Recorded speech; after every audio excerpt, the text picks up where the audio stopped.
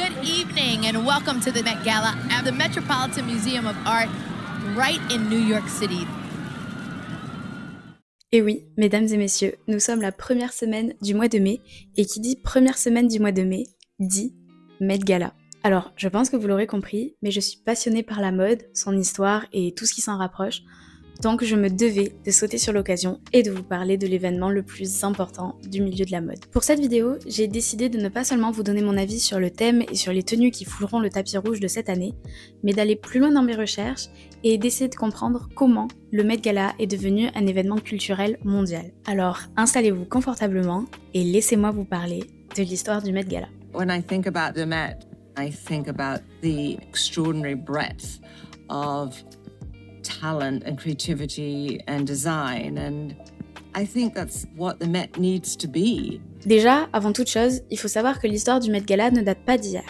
L'événement a vu le jour en 1948 sous l'impulsion d'Eleanor Lambert, une journaliste de mode très influente à l'époque. Son objectif est assez simple: lever des fonds pour le Costume Institute au Metropolitan Museum of Art. À cette époque, le Met Gala est loin de l'image qu'on en a aujourd'hui. C'est un dîner très privé, très élitiste, réservé à la haute société new-yorkaise. Le premier vrai tournant arrive en 1972 avec la nomination de Diana Vreeland comme conseillère du Costume Institute. Diana Vreeland, c'est une icône mythique de la mode. Ancienne rédactrice en chef du magazine Vogue, elle a également énormément contribué à la renommée du magazine Harper's Bazaar. Quand elle arrive, c'est avec une vision beaucoup plus artistique et beaucoup plus spectaculaire. C'est elle, aussi, qui décide de déplacer le gala au Metropolitan Museum of Art afin de renforcer encore plus le lien entre la mode et la culture. Mais malgré ces changements, l'événement reste encore très niche et il faudra attendre les années 90 pour voir les premières choses bouger. Aujourd'hui, il est impossible de parler du Met Gala sans parler d'Anna Wintour, car c'est elle qui supervise l'organisation de l'événement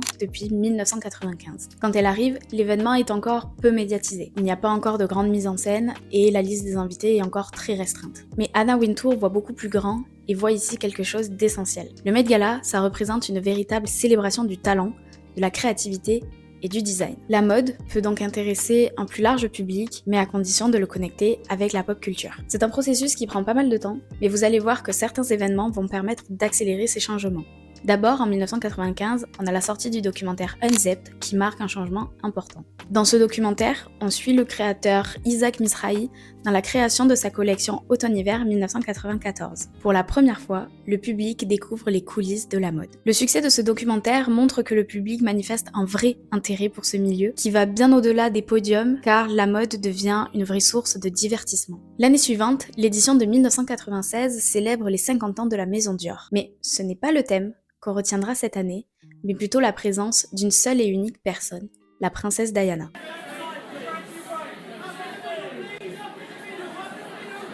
Présente en tant que co-chair de l'événement, elle n'est pas simplement une icône de mode, elle est une figure mondiale, médiatique et presque politique. Sa présence attire donc une attention médiatique énorme. Et surtout, elle symbolise quelque chose de nouveau, c'est le début de la rencontre entre la mode et le star system global. Mais s'il y a bien une influence qui a été déterminante dans l'histoire du Met Gala, c'est celle de Gianni Versace. The thing I want to be remembered is what I will do tomorrow. What I did is boring to me. Dans les années 90, Gianni Versace a une approche complètement différente de la mode. Il comprend avant tout le monde que ce milieu ne doit pas rester élitiste et il le mélange donc à la musique, au cinéma et aux célébrités. Il crée donc des liens forts avec des célébrités comme Madonna, Elton John ou encore la mannequin Naomi Campbell, car pour lui, les célébrités ne sont pas simplement des invités, elles font partie à part entière du spectacle. Et c'est cette vision qui va profondément influencer le Met Gala. This morning that the trendy Miami area called South Beach was the scene of a horrible crime and that one of the most beloved designers in the world is gone. Après son assassinat en juillet 1997, on va se rendre compte que Gianni Versace et sa façon de voir la mode a profondément influencé le Met Gala. La liste des invités change donc radicalement. On voit apparaître de plus en plus d'acteurs, de chanteurs et de figures de la pop culture. C'est à ce moment-là que l'événement commence à devenir une vraie plateforme médiatique. Le Met Gala devient donc progressivement l'événement que l'on connaît aujourd'hui, un lieu où la mode rencontre toutes les autres formes de culture. Au même moment, en 1998, il y a un autre facteur qui va réellement accélérer tout ça, c'est l'arrivée d'Internet. Avec l'arrivée d'Internet, on commence à voir l'arrivée des sites de créateurs, mais surtout, le plus important, c'est qu'on assiste à la première diffusion live d'un défilé. C'est à ce moment-là que la mode a vraiment commencé à se démocratiser, car enfin, tout le monde pouvait y avoir accès. À partir de la fin des années 90, la mode commence donc à sortir de son cercle fermé et élitiste pour toucher les personnes aux quatre coins du monde. Les images circulent, les défilés deviennent accessibles, les créateurs gagnent en visibilité et par-dessus tout, le public change.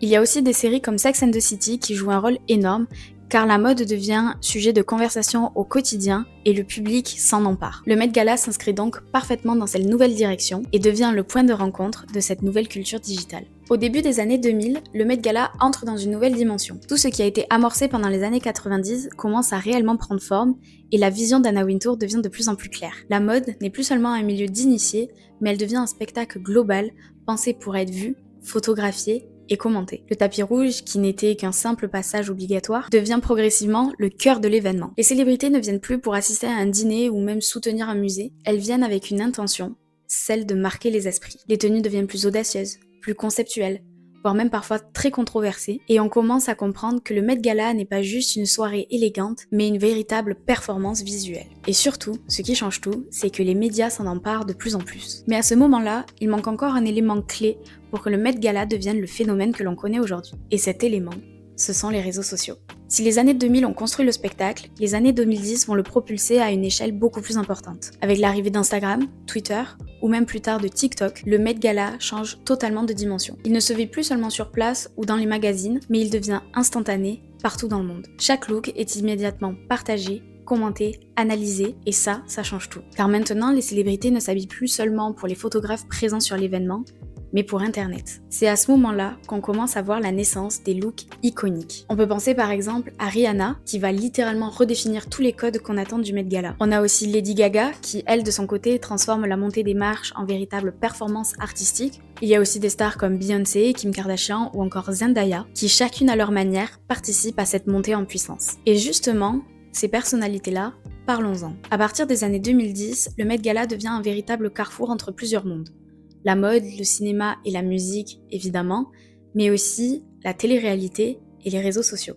L'arrivée et surtout l'installation dans la liste des invités de figures comme Kim Kardashian marque un véritable tournant. Elle symbolise cette arrivée de la nouvelle génération de célébrités issues d'une culture beaucoup plus médiatique et digitale. Au départ, sa présence est vivement critiquée car elle n'est pas perçue comme légitime d'appartenir au milieu de la mode. Mais avec le temps, on a pu voir qu'elle était devenue incontournable. Et c'est exactement ça qui reflète le Met Gala aujourd'hui, c'est cette évolution des codes où la notion de légitimité change complètement. Le gala ne célèbre plus uniquement la mode dans le sens traditionnel, mais l'influence. En entrant dans les années 2020, le Met Gala est au sommet de ce qu'on connaît aujourd'hui. C'est un événement suivi dans le monde entier, analysé seconde après seconde, où chaque détail peut devenir un moment viral. Mais, évidemment, cette hypermédiatisation amène aussi pas mal de critiques. On commence alors à questionner la sincérité des looks par rapport à la stratégie marketing, on remet en question aussi la présence des grandes marques, et surtout, ce qui revient le plus, c'est tout cet accès toujours très élitiste. Aujourd'hui, en 2026, le Met Gala est devenu bien plus qu'un simple événement de mode. C'est devenu le miroir de notre société, car il reflète notre obsession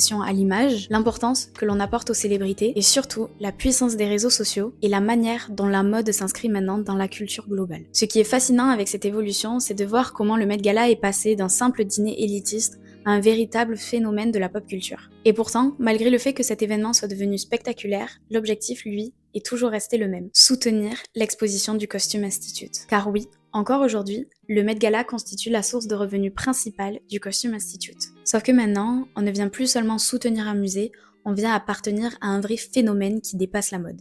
Et voilà, maintenant vous comprenez un peu mieux comment le Met Gala est devenu l'événement le plus médiatisé au monde. Il raconte une époque, il reflète nos obsessions, nos codes et surtout l'évolution de la mode dans la culture globale. Mais justement, s'il y a bien un élément qui résume tout ça, c'est son tapis rouge et sa montée des marches. Parce qu'au final, on l'a bien compris, c'est là que tout se joue, l'image, le message et parfois même la stratégie derrière chaque apparition. J'ai donc voulu creuser un peu plus loin le sujet, donc j'ai aussi sorti un épisode de podcast qui raconte un peu plus en détail la symbolique du tapis rouge et ce qu'il représente à l'échelle du Met Gala. J'y parle aussi du thème de cette année, donc si le sujet vous intéresse, je vous mets tout ça en description. En tout cas, j'espère que cette vidéo vous aura plu et qu'elle vous aura permis d'en apprendre un peu plus sur le Met Gala. N'hésitez pas à me dire en commentaire ce que vous avez pensé de l'édition de cette année, et en attendant, moi je vous dis à très bientôt pour une nouvelle vidéo. Bisous!